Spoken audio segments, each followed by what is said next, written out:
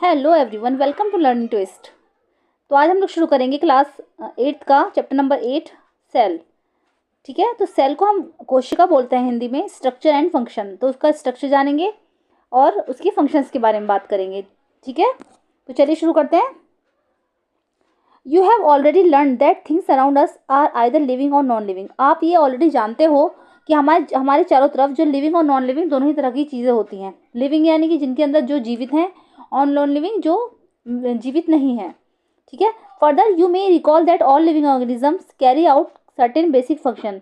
और आपको ये भी याद होगा कि जितने भी हमारे लिविंग ऑर्गेनिजम्स हैं उनके अंदर जो होते हैं कुछ बेसिक फंक्शंस होते हैं। Can you list these functions? क्या आप इन फंक्शंस की लिस्ट बना सकते हो? Different sets of organs perform the various functions you have listed. जो ये ऑर्गन्स का डिफरेंट डिफरेंट सेट्स होते हैं, ये अलग अलग तरीके के फंक्शन को परफॉर्म करते हैं। ठीक है, आपने ये लिस्टेड किया होगा। इन दिस चैप्टर, इस चैप्टर में you shall learn about the basic structural unit of an organ. इस चैप्टर में आप एक ऑर्गन की, ठीक है, जो बेसिक स्ट्रक्चरल यूनिट है सेल, उसके बारे में जानेंगे, which is the cell. Okay, cells में बी कंपेयर टू ब्रिक्स। हम जैसे सेल्स की जो कंपैरिजन है या सेल्स का जो कंपेयर है वो ब्रिक्स से कर सकते हैं। जैसे ईंटें होती है ना, ईंटें, तो हम जैसे किसी घर को बनाने में ईंटों का महत्वपूर्ण भूमिका होती है। ठीक है, तो उसी तरीके से हम अपने सेल्स से ही हमारे शरीर का जो ऑर्गन सिस्टम बनता है। ठीक है, तो उस तरीके से हम ले सकते हैं कि इसकी तुलना हम ब्रिक्स से कर सकते हैं। Bricks are assemble to make a building. Bricks को असेंबल कर करके एक बिल्डिंग बनाई जाती है। सिमिलरली, उसी तरह से cells are assemble to make the body of every organism. उसी तरीके से सेल्स जो है असेंबल होकर, ठीक है, हर ऑर्गेनिजम्स की बॉडी को बनाती हैं। अब आगे आपके समझ में अच्छे तरीके से आ गई होगी सेल्स की डेफिनेशन कि सेल्स क्या है। ठीक है, अब इसके बारे में जो डीपली स्टडी आगे करेंगे। ठीक है, सबसे पहले हम ये जान लेते हैं कि डिस्कवरी ऑफ द सेल क्या है। Robert Hooke in 1665 observe slices of cork under a simple magnifying device. Robert Hooke ने 1665 में, ठीक है, जो एक सिंपल मैग्नीफाइंग डिवाइस से क्या करा था, उन्होंने कॉर्क के अंडर के स्लाइसेस को देखा था। Cork is a part of the bark of a tree. Cork किसको बोलते हैं? कॉर्क जो होता है, जो बार्क होती है, पेड़ की छाल, उसको बोलते हैं। उसका एक पार्ट होता है, पेड़ों की जो छाल होती है उसका हमने एक टुकड़ा ले लिया, पार्ट ले लिया, उसको कॉर्क बोलते हैं। तो उन्होंने जो कॉर्क को मैग्नीफाइंग ग्लास से, मैग्नीफाइंग डिवाइस था उनके पास एक, उससे उन्होंने उसको देखा था। He took thin slices of cork and observe them under a microscope. उन्होंने कॉर्क का एक पतला सा स्लाइस लिया और फिर उन्होंने उसको माइक्रोस्कोप के नीचे रखा। He noticed partition boxes or compartments in this cork slice. उन्होंने नोटिस किया कि जो ये कॉर्क की स्लाइस थी, इसमें जो थे जो है पार्टीशन बॉक्सेस बने हुए थे। ठीक है, उस तरीके के ये दिख रहे हैं आपको। ये ब्रिक की तरह का स्ट्रक्चर है कॉर्क में, ये इसमें देख लेना आप। तो ब्रिक की तरह का स्ट्रक्चर है, उसमें जो है आप पार्टीशन बॉक्सेस दिख रहे हैं जो कंपार्टमेंट में बटे हुए हैं। जब उन्होंने इसको माइक्रोस्कोप से देखा तो उनको ऐसा दिखाई दिया। These boxes appeared like a Honey com. ये बॉक्सेस जो होते हैं बिल्कुल ऐसे लगते हैं जैसे कि मधुमक्खी का छत्ता होता है ना, उसकी तरीके से लगते हैं। He also notice that one box was separated from the other by a wall और पार्टीशन। उन्होंने ये भी नोटिस किया कि जो एक बॉक्स था वो दूसरे से एक पार्टीशन से सेपरेट था। जैसे मान लीजिए यहाँ पर एक है, ठीक है, और यहाँ पर भी एक बना हुआ है, तो ये बीच में से सेपरेट था, यहाँ पर एक वॉल से या किसी चीज़ से ये पार्टीशन बना हुआ था। ठीक है, Hooke coined the term cell for each boxes. ठीक है, हुक ने जो था इन जो एक एक बॉक्स था उसको उन्होंने टर्म सेल का नाम दिया। ठीक है, हुक ने जो ये पॉइंट बॉक्सेस थे, एक एक बॉक्स को उन्होंने सेल का नाम दिया कि मतलब ये सेल जो ज्वाइंट हो रही है। तो ये उन्होंने कॉर्क की स्लाइस में देखा था कि सेल सब जो है कंपार्टमेंट में अलग अलग बटी हुई हैं, एक एक बॉक्स में बटी हुई हैं। What Hooke observe as boxes और cells in the cork were actually dead cells. ठीक है, हुक ने जो ऑब्जर्व किया था, इन बॉक्सेस को देखा था, एक्चुअली ये जो थी डेड सेल्स हैं। Cells of living organisms could be observe only after the discovery of improved microscope. Living organism के जो सेल्स का पता चला था वो जो था एक इम्प्रूव माइक्रोस्कोप की जब डिस्कवरी हुई थी उसके बाद ही पता लगा। Very little was known about the cell for the next 150 years after Robert Hooke's observation. Very little was known about the cell, cell के बारे में बहुत ही कम लोग जानते थे। For the next 150 years after Robert Hooke's के ऑब्जर्वेशन के भी 150 साल बाद भी सेल के बारे में बहुत कम लोग जानते थे। Today We know a lot about cell structure and its function because of improved microscopes having high magnification. We know a lot about cell. अब हम बल्कि आज के ज़माने में हम सेल के बारे में ज़्यादा से ज़्यादा इन्फॉर्मेशन रखते हैं, क्योंकि कि अब इम्प्रूव माइक्रोस्कोप जो हैं वो आ चुके हैं, ठीक है। उनकी मैग्नीफिकेशन की जो हाई मैग्नीफिकेशन स्पीड है, उसकी वजह से हम सेल के स्ट्रक्चर और फंक्शंस को ज़्यादा से ज़्यादा जान सकते हैं। ओके, इतना समझ में आ गया आप लोगों को। डिस्कवरी ऑफ द सेल समझ में आ चुकी होगी। अब सेल के बारे में बात करेंगे। सेल है क्या? The cell both bricks in a building and cells in the living organism, ठीक है। दोनों ही तरीके की चीज़ें, जैसे कि बिल्डिंग में ब्रिक्स और लिविंग ऑर्गेनिज्म के अंदर cells, are basic structural units. दोनों ही बेसिक स्ट्रक्चरल यूनिट्स हैं। The buildings do built of similar bricks, जो बिल्डिंग्स होती है वो सिमिलर ब्रिक्स की बनी होती है। Have different designs, shapes and sizes. उसके अलग अलग डिफरेंट डिफरेंट डिज़ाइंस होते हैं, शेप्स और साइजेस होते हैं। उनकी ईंटें तो सेम होती हैं, ठीक है, उनके डिफरेंट डिज़ाइन, शेप्स और साइजेस होते हैं। Similarly in the living world organism differ from one another but all are made up of cells. उसी तरीके से लिविंग ऑर्गेनिज्म में भी डिफरेंट डिफरेंट स्ट्रक्चर के जो है बॉडी मिलती है, लेकिन जो उसके अंदर सेल्स होती हैं वो सेम होती हैं। Cells in the living organisms are complex living structures unlike non living bricks, ठीक है। सेल्स में जो स्ट्रक्चर्स होता है वो कॉम्प्लेक्स होता है, अनलाइक नॉन लिविंग ब्रिक्स, बिल्कुल नॉन लिविंग ब्रिक्स की तरह। ओके, अभी जो पहेली है ये आपको एनसीईआरटी बुक में शुरू से लेकर मिली जाएगी। 6 से लेकर पहेली और बूझे 2 बच्चे जरूर मिलते हैं, ठीक है। इनके बारे में ही बात होती है। तो पहेली सोच रही है कि hence egg can be seen easily, क्या मुर्गी का अंडा जो है इजीली देखा जा सकता है। इज इट अ सेल और अ ग्रुप ऑफ सेल्स, क्या ये एक सेल है या फिर ये सेल्स का पूरा ग्रुप है। उसने वो सोच के पूछा कि जो ये एग है ये पूरा सेल है या फिर इसके अंदर भी सेल्स का पूरा ग्रुप है। ओके, अब देखिए ब्रिक वॉल है, ये ओनियन पील है, ठीक है। दोनों के सेल्स को दिखाया गया है। The egg of the hen represent a single cell and it's big enough to be seen by the unaided eye. जो hen का एग होता है, ठीक है, वो एक सिंगल सेल का ही रिप्रेजेंट करता है। Enough and is big enough to be seen, और उसको हम अनएडेड आई से भी देख सकते हैं, ठीक है। ऐसा नहीं कि उसमें सेल्स का पूरा ग्रुप है, सिर्फ एक ही सिंगल सेल को प्रदर्शित करता है वो, और उसको हम अनएडेड आई से देख सकते हैं। Organism show variety in cell number, shapes and size. 8.3 how do scientist observe and study the living cells. Scientist ने कैसे जो लिविंग सेल के ऑब्जर्व किया और उसकी स्टडी कैसे की। They use microscope which magnifying objects, उन्होंने माइक्रोस्कोप को यूज़ किया जिसके अंदर मैग्नीफाइंग ऑब्जेक्ट्स लगा था। Stains are use to colour parts of the cell to study the detail structure, उन्होंने जो है कलर पार्ट को स्टेन्स किया। स्टेन्स आर यूज, उन्होंने कलर पार्ट्स जो होते हैं स्टेन करके जो सेल के थे उनको उसका डिटेल स्ट्रक्चर निकाला।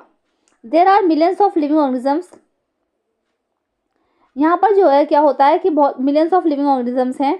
दे are of different different shapes and size, वो अलग अलग साइजेस और अलग अलग शेप्स के हैं।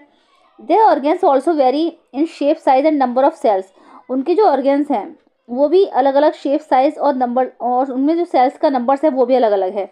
Late us study about some of them, आइए कुछ ऐसे ऑर्गेनिजम्स हैं जिनके बारे में हम स्टडी करेंगे।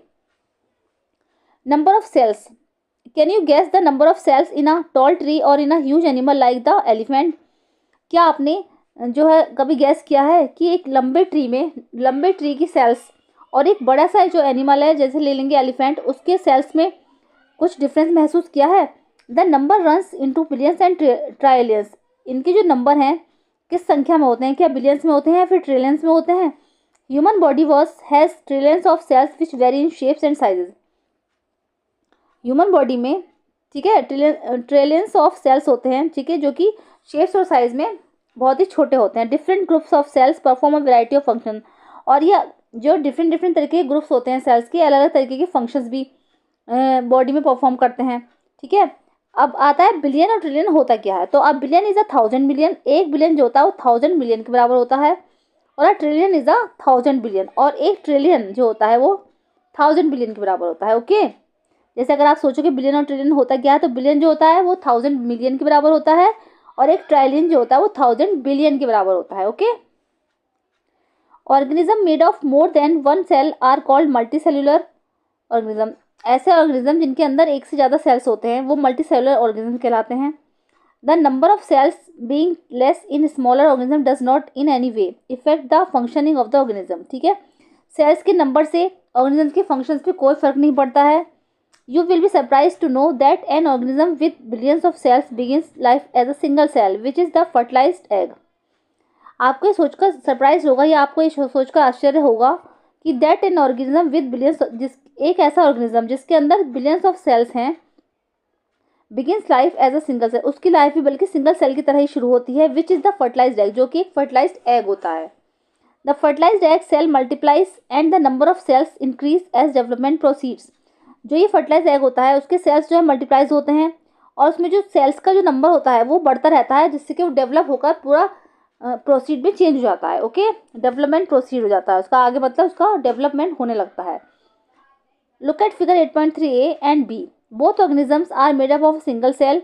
The single cell organism are called unicellular organism. ठीक है, अब आपको ये पता होना चाहिए कि मल्टी सेलुलर ऑर्गेनिज्म और यूनिसेलुलर ऑर्गेनिज्म में क्या डिफरेंस है.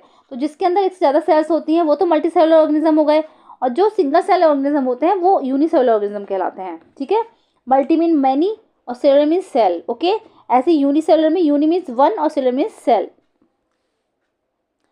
अब ये आता है कि अमीबा और पैरामीशियम. ठीक है, ए बी. ठीक है,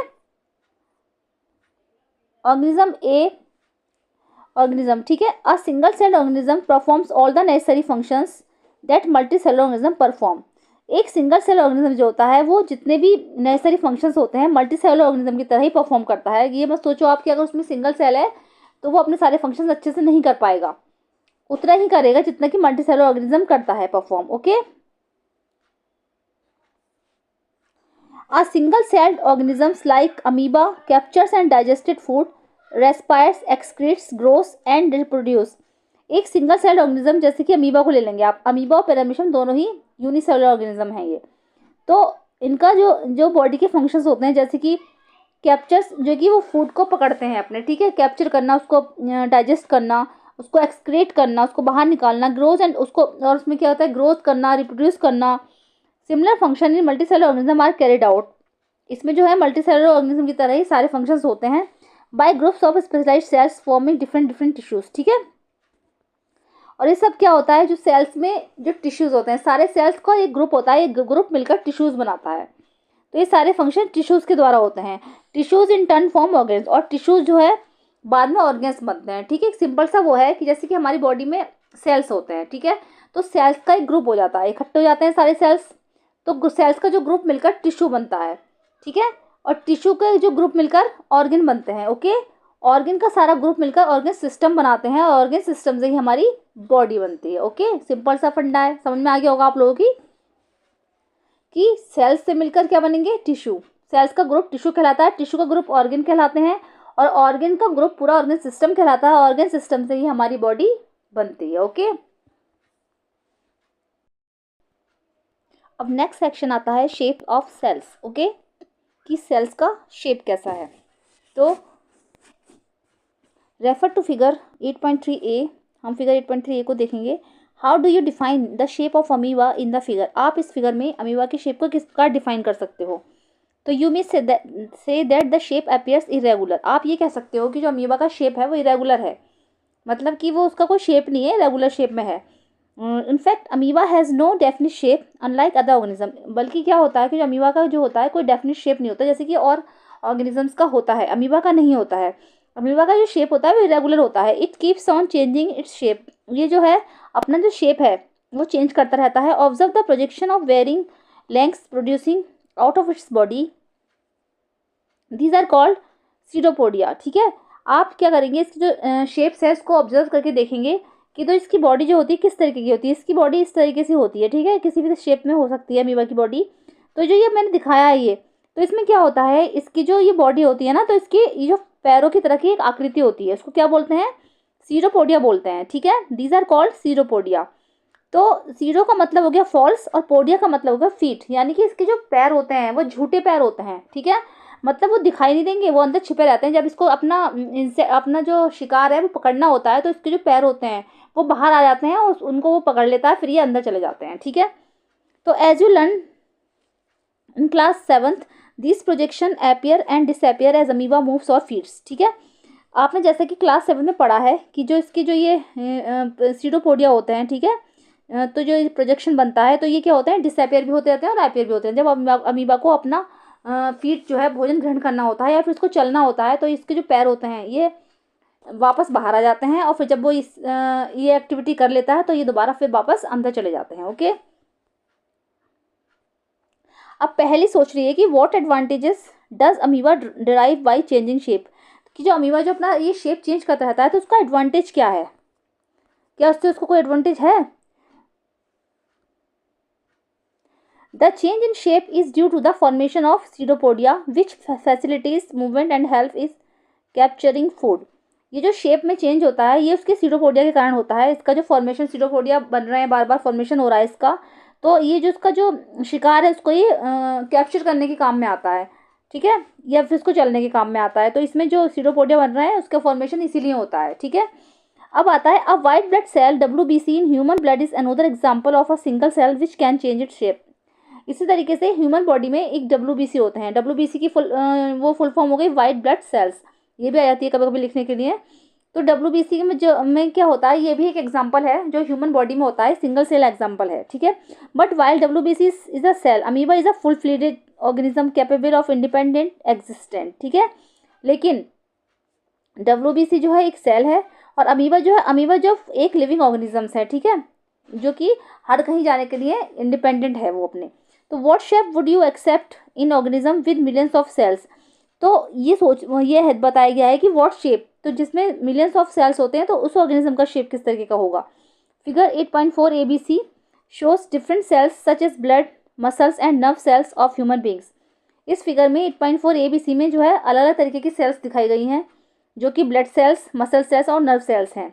तो the different shapes are related to their specific function. अलग अलग तरीके के जो शेप्स हैं ये अलग अलग तरीके के स्पेसिफिक फंक्शन परफॉर्म करते हैं। Okay, generally cells are round, spherical और इलोंगेटेड। जनरली क्या होता है, जो सेल्स होते हैं वो राउंड होंगे, स्फेरिकल या फिर इलोंगेटेड होते हैं। जैसे कि 8.4A में दिखाया गया है ये इस तरीके के राउंड होंगे, ठीक है। Some cells are long and pointed at both ends, ठीक है। They exhibit spindle shape. कुछ सेल्स जो होते हैं वो जो होंगे वो लॉन्ग होंगे, ठीक है, और दोनों एंड्स पर पॉइंटेड होंगे, जैसे कि नुकीले होंगे उनके दोनों सिरे, ये वाला और ये वाला, इस तरीके से होंगे, ठीक है। तो क्या होता है, ये जो सेल्स होते हैं इनको क्या बोलते हैं, they exhibit spindle shape cells sometimes are quite long, ठीक है। Some branches like the nerve cell और अ न्यूरॉन, ठीक है, कुछ ब्रांचेस की आकृति के होते हैं तो ये न्यूरॉन बोलते हैं इस वाले को, ये वाला जो है ये न्यूरॉन है, ठीक है। ब्रांचेस की आकृति के होंगे, कुछ स्पेरिकल होंगे, कुछ ऐसे होंगे जो दोनों साइड से नुकीले होंगे, ठीक है, और कुछ ऐसे होंगे जो में ब्रांचेस के तरीके के होंगे, तो ये न्यूरॉन है। Okay, the nerve cell receives and transfers message. Nerve cell का काम जो बताया था, न्यूरॉन का जो स्ट्रक्चर तो 6th क्लास से आ ही रहा है लगातार, तो उसमें बताया गया था नर्व सेल्स जो होते हैं उनका काम है मैसेजेस को ट्रांसफर करना बॉडी में, thereby helping to control and coordinate the working of different parts of the body। इसके अलावा भी वो जो है बॉडी को कंट्रोल करने के लिए, control and coordinate the working of the different parts of the body, जो बॉडी के डिफरेंट पार्ट्स होते हैं उनको कोऑर्डिनेट करने के लिए, फिर उनको कंट्रोल करने के लिए भी काम में आते हैं जो न्यूरॉन्स होते हैं। तो ये बॉडी के जो सेल्स हैं अलग अलग, ठीक है। ए पर हो गया spherical red blood cells of humans, B पर हो गया स्पिंडल शेप्ड मसल्स सेल्स हैं ये, और ये हो गए long branched nerve cell. Okay, चलिए अब आगे बढ़ते हैं। Can you guess which part of the cell gives it shape. क्या आप जानते हो कि सेल का ऐसा कौन सा पार्ट है जो इसको शेप देता है। Components of the cell are enclosed in a membrane. अब सेल के क्या होता है, जो सेल के जो कंपोनेंट्स होते हैं, ठीक है, ये हो गई सेल मान लीजिए, ठीक है। अब इसमें छोटे छोटे छोटे कंपोनेंट्स भरे पड़े हैं, ठीक है, जो होते हैं, ये जो होते हैं क्या होता है, ये एनक्लोज्ड इन अ मेम्ब्रेन, ये एक मेम्ब्रेन से एनक्लोज्ड होते हैं। इसमें जो होती है एक सेल मेम्ब्रेन भरी होती है, जो बाहर वाली वॉल होगी सेल मेम्ब्रेन हो गई, ठीक है। This membrane provides shape to the cells of the plants and animals. अब ये जो मेम्ब्रेन होती है बाहर वाली, ये जो होती है शेप देती है सेल, प्लांट्स या फिर एनिमल्स की बॉडी को, ठीक है। Cell wall is an additional covering over the cell membrane in plant cell. ऐसे ही इस सेल वॉल मेम्ब्रेन के ऊपर एक सेल वॉल होती है जो कि सिर्फ प्लांट सेल्स में पाई जाती है, ठीक है। Cell wall is an additional covering over the cell membrane in plant cells, जो कि प्लांट सेल्स में पाई जाती है। It gives shape and rigidity to these cells. ये जो होती है इन सेल्स को क्या करती है, शेप दे देती है और रिजिडिटी दे देती है, ठीक है। Bacterial cell also have a cell wall. Bacterial cell में भी एक सेल वॉल होती है, ठीक है। वैसे मोस्टली प्लांट सेल में पाई जाती है, लेकिन बैक्टीरियल सेल में भी एक सेल वॉल होती है, ठीक है। अब सेल्स के साइज की बात करेंगे अगर, कि the size of the cells in living organism में be as small as a millionth of a metre और may be as large as a few centimetres. Cells का जो साइज है, ठीक है, वो लिविंग ऑर्गेनिज्म में इतना छोटा हो सकता है जितना कि millionth of a meter, 1 meter का मिलियंथ, या फिर इतना बड़ा भी हो सकता है जितना कि कुछ सेंटीमीटर्स तक, इतनी बड़ी भी सेल्स हो सकती हैं। However most of the cells are microscopic in size and are not visible to the unaided eye. कभी कभी क्या होता है, कुछ सेल्स ऐसी भी होती हैं जो कि साइज में बहुत ज़्यादा छोटी होती हैं, माइक्रोस्कोपिक होती हैं, और उनको हम अनएडेड आई से नहीं देख सकते। They need to be enlarge और मैग्नीफाइड बाई अ माइक्रोस्कोप। उसको देखने के लिए हमें बड़ी और मैग्नीफाइड एक माइक्रोस्कोप की ज़रूरत होगी। The smallest cell is 0.1 to 0.5 micrometer in bacteria. Bacteria में जो स्मॉलेस्ट सेल होगी वो 0.1 से लेकर 0.5 माइक्रोमीटर तक होगी। The largest cell measuring 170 mm to 130 mm, ठीक है, और जो सबसे बड़ी सेल है वो 170 mm से लेकर 130 mm तक की होगी। Is the egg of N ostrich, जैसे कि एक ऑस्ट्रिच का एग। ओके, इतना समझ में आ गया होगा आपको। अब ये एक्टिविटी है 8.2, ये करके देखेंगे हम, ये वाली। बॉयल अ हैंस एग, हमें क्या करना है, एक हैंस मुर्गी के अंडे को बॉयल करना है। Remove the shell, what do you observe. अब उसका जो शेल है, जब हम उसको उबालेंगे, ठीक है, बॉयल करेंगे, तो जो उसका शेल है वो टाइट हो जाता है, कठोर हो जाता है वो, ठीक है, तो उसको हम अलग कर देंगे। अब white material surrounds the yellow part. अब जो एक येलो पार्ट आपको दिखाई देगा, उसके चारों तरफ आपको एक व्हाइट कलर का मटेरियल दिखाई देगा जो उसको चारों तरफ से घेरे रहता है। White material is albumin which solidifies on boiling. जो ये व्हाइट मटेरियल है ये एल्बुमिन है जो कि बॉइलिंग करने पर सॉलिडिफाइज हो जाता है। द येलो पार्ट इज योक, और जो येलो पार्ट नजर आ रहा है आपको वो योक है। It is part of the single cell, यही सिंगल सेल का पार्ट है। You can observe this single cell without any magnifying device. आप इस सिंगल सेल को किसी भी विदाउट मैग्नीफाइंग डिवाइस के द्वारा भी इसको देख सकते हो, क्योंकि इसके लिए किसी भी माइक्रोस्कोपिक डिवाइस की जरूरत नहीं है। ओके, तो ये सिंगल सेल डिवाइस का एग्जाम्पल है। अब ये पहली सोच रही है कि are the cells in an elephant larger than the cells in a rat. क्या जो एलिफेंट के सेल्स होते हैं वो रैट के सेल्स के अपेक्षा ज़्यादा बड़े होते हैं। मतलब उसे लग रहा है कि एलिफेंट का साइज इतना बड़ा है और रैट का साइज छोटा है, तो उसका जो सेल है वो ज़्यादा बड़ा होगा। तो the size of the cells has no relation with the size of the body of the animal of plant. अब ये बता रहे हैं कि जो साइज होता है सेल्स का, इसका जो बॉडी से या फिर एनिमल की बॉडी से या फिर प्लांट की बॉडी से इसका कोई रिलेशन नहीं है। इसका मतलब ये नहीं है कि अगर एलिफेंट बड़ा है तो उसका सेल भी बड़ा होगा, ठीक है। It is not necessary that the cells in the elephant be much bigger than those in a rat. ये जरूरी नहीं है कि एलिफेंट का जो सेल है, ठीक है, वो रैट की सेल की बजाय बड़ा होगा। The size of the cell is related to its function. For example nerve cells both in the elephant and rat are long and branch, ठीक है। सेल का जो फंक्शन है उसके हिसाब से ही रिलेटेड करता है। जैसे कि एलिफेंट का जो जैसे कि नर्व सेल होगा, जो एलिफेंट और रैट में जो होते हैं वो सेम होते हैं, ठीक है, लंबे और ब्रांचेड होते हैं। They perform the same function, और वो दोनों ही सेम फंक्शन परफॉर्म करते हैं। दैट ऑफ ट्रांसफरिंग मैसेज, क्योंकि जैसे कि हो गया मैसेजेस का ट्रांसफर करना, एक दूसरे से बॉडी में मैसेज ट्रांसफर होते हैं। तो एलिफेंट और रैट में जैसे नर्व सेल हो गई तो सेम ही होते हैं, उनका दोनों का फंक्शन एक ही है। तो ये मतलब नहीं है कि अगर एलिफेंट का बड़ा है तो उसके सेल के फंक्शन ज़्यादा होंगे, फिर उसकी सेल बड़ी होगी, ठीक है, तो उसका बॉडी के साइज से कोई लेना देना नहीं है।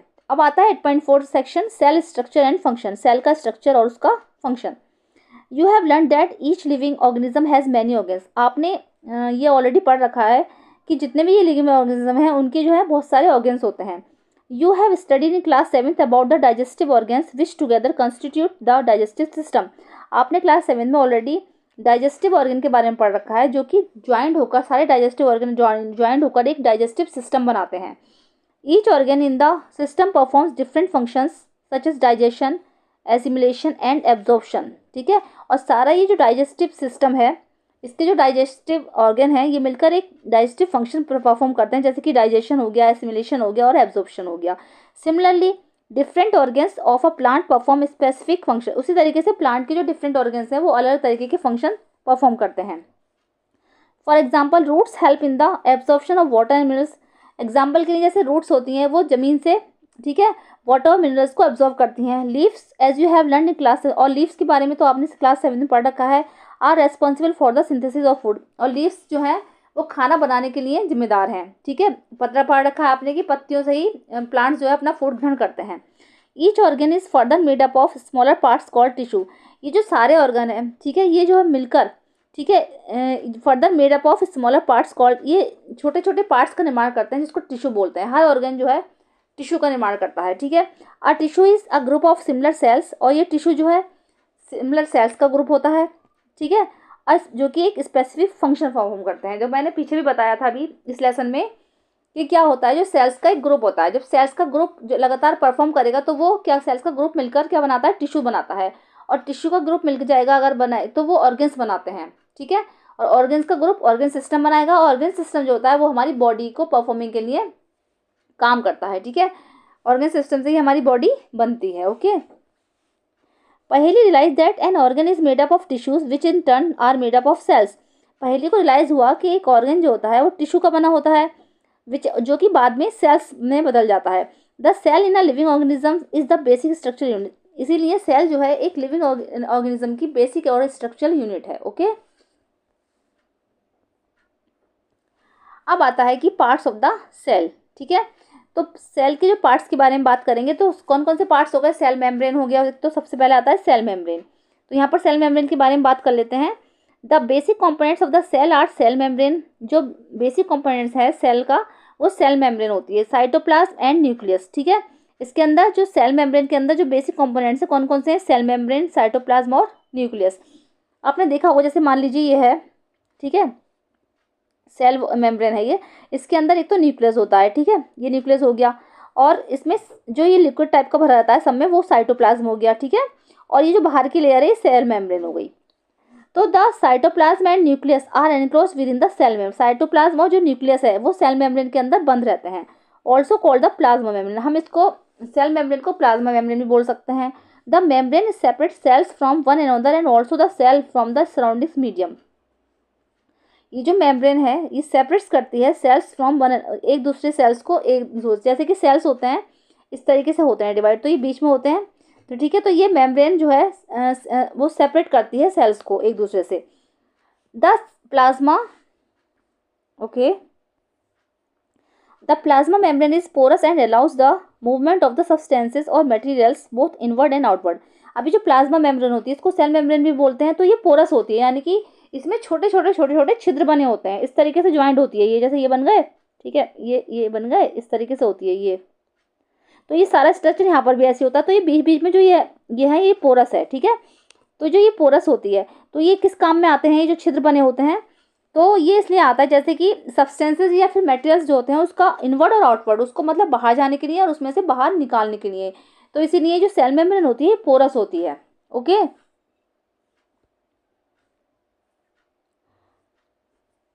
चलिए मैं ये बॉक्स का पढ़ा देती हूँ। ठीक है। उसके बाद हम आगे का टॉपिक डिस्कस करेंगे नेक्स्ट वीडियो में। ठीक है। चलिए एक्टिविटी 8.3 और देख लेंगे। In order to observe the basic components of the cell, हमें सेल के जो बेसिक कंपोनेंट्स जानने के लिए, ठीक है, ऑब्जर्व करने के लिए, टेक एन अनियन बल्ब, हमें एक अनियन का बल्ब, अनियन लेनी है, मतलब बल्ब टाइप का स्ट्रक्चर जो होता है अनियन लेना है इस तरीके से।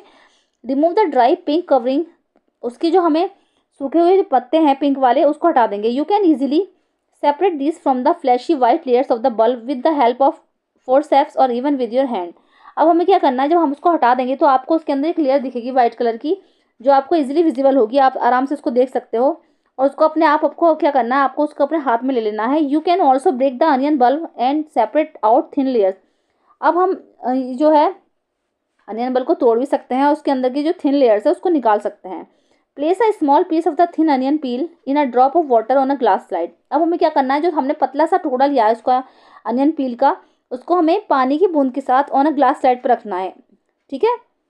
The thin layer can be cut into in smaller pieces with the help of a blade और फोर्स। अब हम इस थिन लेयर को किसी ब्लेड से किसी चीज़ से छोटे छोटे पीसेस में कट भी कर सकते हैं।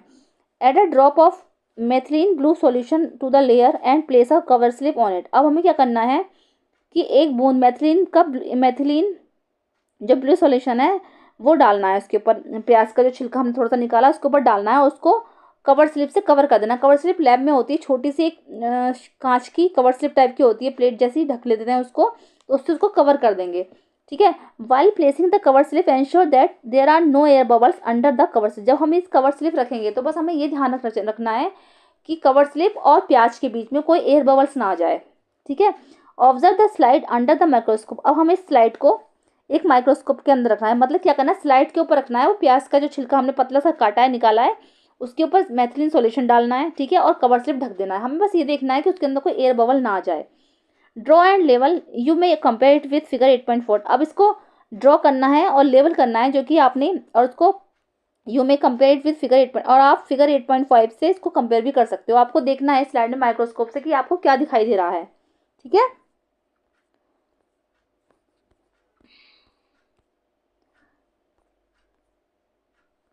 चलिए, the boundary of the onion cell is the cell membrane, ठीक है। जो अनियन सेल की जो बाउंड्री है वो सेल मेम्ब्रेन है, covered by the another thick covering called the cell wall, जो कि एक थिक लेयर से कवर्ड है, उसको हम सेल वॉल बोलेंगे। The central dense round body in the centre is called the nucleus, और सेंट्रल में जो बॉडी में स्ट्रक्चर दिखना है वो न्यूक्लियस है। The jelly like substance between the nucleus and the cell membrane is called cytoplasm, और जेली लाइक जो उसके अंदर सब्सटेंस भरा हुआ है न्यूक्लियस और सेल मेम्ब्रेन के बीच में, उसको साइटोप्लाज्म बोलते हैं। ओके, ये जैसे दिख रही है आपको, ये दिख रहा है ना, तो ये इस तरीके की वॉल दिखेगी, तो ये साइटोप्लाज्म है जो बीच में लिक्विड भरा हुआ है, और ये छोटे छोटे न्यूक्लियस दिखाई देंगे आपको, ठीक है। तो I want to know why plant cells need cell walls, मैं ये जानना चाहता हूँ कि प्लांट सेल्स को क्यों सेल वॉल्स की जरूरत होती है। You have learn earlier that the cell membrane gives shape to the cell, आपने अभी पीछे पढ़ा है कि जो सेल मेम्ब्रेन को जो शेप देती है वो सेल होती है। In addition to the cell membrane there is an outer thick layer in the cells of the plants called cell wall, उसी तरीके से उसकी सेल मेम्ब्रेन की रक्षा के लिए, इसको सपोर्ट देने के लिए एक प्लांट्स में एक ऊपर उसकी एक लेयर और होती है जिसको हम सेल वॉल बोलते हैं। This additional layer surroundings the cell membrane is required by the plants for protection, ठीक है। मैंने बताया अभी कि ये जो सेल मेम्ब्रेन के ऊपर की जो लेयर होती है, तो ये प्रोटेक्शन के लिए होती है, जो प्लांट्स को प्रोटेक्शन देती है। Plant cells need protection against variation in temperature, plant cells को इस प्रोटेक्शन की जरूरत होती है, किससे, जिससे कि अगर उसका बाहर के एटमॉस्फेयर का टेम्परेचर जो बढ़ रहा है, घट रहा है, उससे उसको बचाती है। High wind speed, atmospheric moisture, ठीक है, हाई विंड स्पीड जैसे तेज हवाएं चलती हैं, या फिर एटमॉस्फेरिक जो मॉइस्चर होता है उससे उसको सुरक्षा देती है, ठीक है, इसलिए ये सेल वॉल होती है सेल मेम्ब्रेन के ऊपर। They are expose to this variation because they can not move, ये जो वेरिएशन है ये इसलिए दी गई है इसमें क्योंकि वो मूव नहीं कर सकते। Cells can be observe in the leaf peel of tradescantia, elodea और rhoeo. You can prepare a slide as in the case of onion, ठीक है, आप इनकी भी स्लाइड तैयार कर सकते हो, जो ये आपको नेम दे रखे हैं, ठीक है, ट्रेस्केंशिया, एलोडिया और रोहियो। और जैसे कि आपको अगर प्याज का ना लेना हो स्लाइड, अनियन की नहीं लेनी है, तो इनकी भी आप स्लाइड निकल कर उसको माइक्रोस्कोप में देख सकते हो कि आपको सेल मेम्ब्रेन, न्यूक्लियस या सेल वॉल सब दिखाई दे रही है, किस तरीके से दे रही है, ठीक है। पहली आज Boojho if he can also observe animal cells, Paheli जो है बूझो से पूछ रही है कि if he can also observe, क्या वो एनिमल सेल्स को भी ऑब्जर्व करके देखेगा, या हमें एनिमल सेल को ऑब्जर्व करके देखना चाहिए, ठीक है। चलिए अब जो ये नेक्स्ट एक्टिविटी है 8.4 हम नेक्स्ट वीडियो में कवर करेंगे। मिलते हैं नेक्स्ट वीडियो।